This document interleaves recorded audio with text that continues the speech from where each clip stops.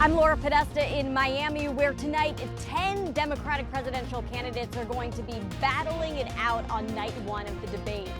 Coming up, what you should know ahead of tonight's showdown. The river is dangerous, especially this time of year, and we're talking to those who work to save lives to show you a closer look as to why. Good morning to you. Welcome to your Wednesday. It is almost 6:30. I'm Missy O'Malley with Chet Lehman. Matt Elwell has our forecast here in just a moment. Our top story for you now, as we just mentioned, for many voters, it's the beginning of the 2020 campaign season. Tonight, the Democratic Party holds the first of a two-night debate with 20 candidates taking part overall. That's right. Laura Podesta reports from Miami, the site of tonight and tomorrow's debates.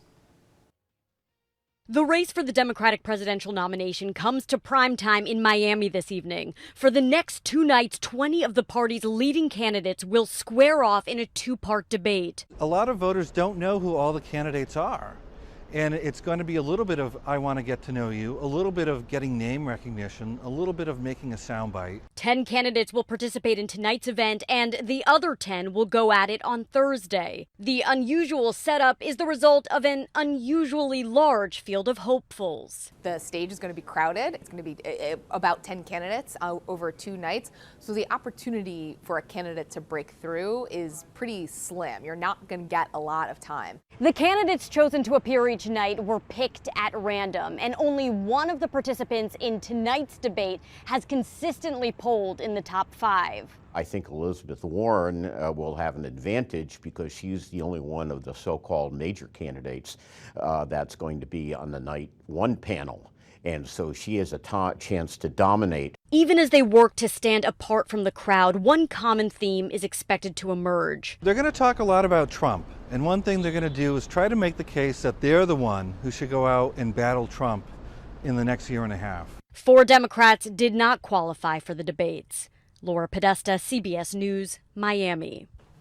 So this is how it works. You might want to write this down if you're interested. To qualify for the debate, candidates had to reach at least 1% in 3 separate polls or receive donations from at least 65,000 different donors with a minimum of 200 individual donors in no less than 20 states. Did you guys get that? You repeat that last one. 1% of the, okay, I think I got it. Because we should all 65,000 okay. from okay. 20. Yep. Yeah, got it. That's it. Thank you. Do not pass go. Try to collect $200. Try to get your 1 minute of fame on the stage. It is interesting, the guy said right at the beginning, people want to get to know these candidates, but there's so many of them, it's overwhelming. Absolutely true. Yeah. It's like drinking out of a fire hose, right? Yeah, That's it. Looks like for today, the temperature's a little on the cool side, 40s, but not bad, 34 degrees in West Yellowstone. There is a good chance that we'll see a few showers, most of our heavier rain showers coming later into the day, a few strong storms possible as you get into the mid to late part of the afternoon and evening. We're going to break it all down, of course, coming up in just a few minutes. I take it from Matt's behavior this morning that he tried the new coffee back in the break room. It's great. A big win, Bob. Thank you. Wow. All right, 6:32. Let's get back to the news for a moment. Across Montana, homeowners and business owners have received their new appraisal notices from the state for tax purposes, and in many areas, the values have increased. You're not kidding. But that doesn't necessarily mean your property taxes will increase this year. MTN's Mike Dennison explains. Every 2 years, the State Revenue Department reappraises your property for tax purposes.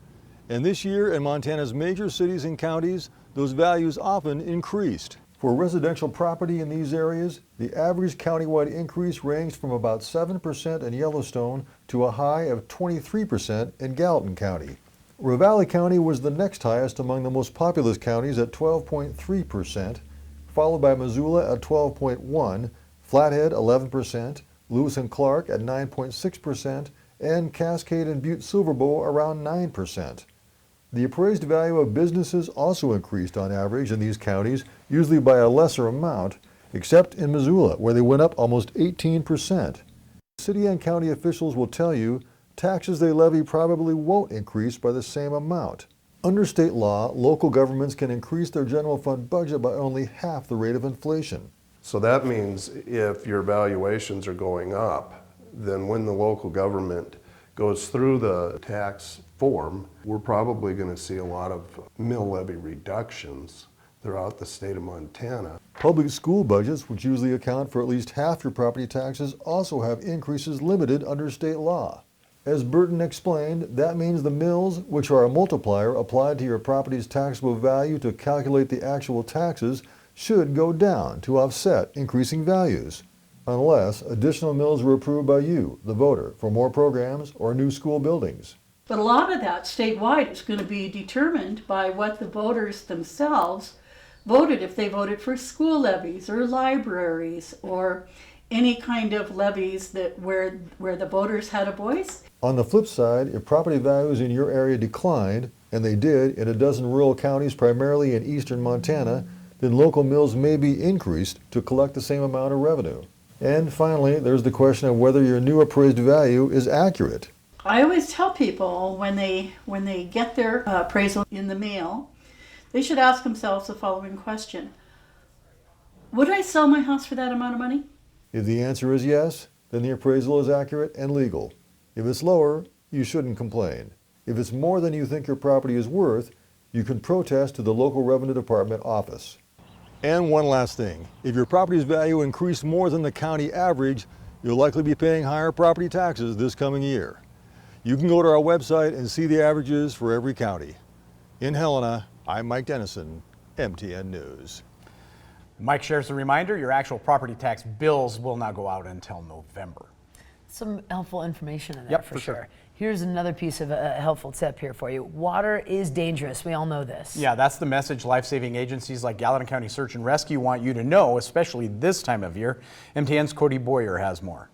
Well, you take a look at this water, even in the more smooth-looking spots, and it just doesn't look friendly. Even if you take a look behind me now, take a look at that log here in the Gallatin River near the Irwin Bridge. It's bobbing around like it's made out of something like paper. And however it looks on the surface, that can be a completely different story underneath, with cold temperatures and currents getting the best of people, even animals, those who push themselves to the limits to save lives. Say if you fall into waters like these, you could be in serious trouble.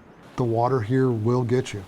It is fast, it is powerful, it is full of hazards. Summer means getting out on the water for many, in kayaks and rafts and canoes. But with rivers like the Gallatin, consider doing something else. This is the time of year when we see tragedy. Commander Jason Jarrett and his crew with the Gallatin County Search and Rescue Team are too familiar with tragedy. It is very unforgiving in this part of the world this time of year. The water desperately needs people to respect it, because if you don't respect the power of the water, the temperature of the water, the hazards that are in the water, from down cottonwood trees to rocks to fence lines, it will get you. The team has already saved several lives this year. When trouble brews, it brews fast. You can go around a nice smooth bend in the river and the water's fine and you're dangling your feet, and the next minute you're sucked into a strainer or up against a log and you're flipped and you're trapped underneath. And hypothermia works even more quickly. The staff of Roundhouse Sports Center in Bozeman say being ready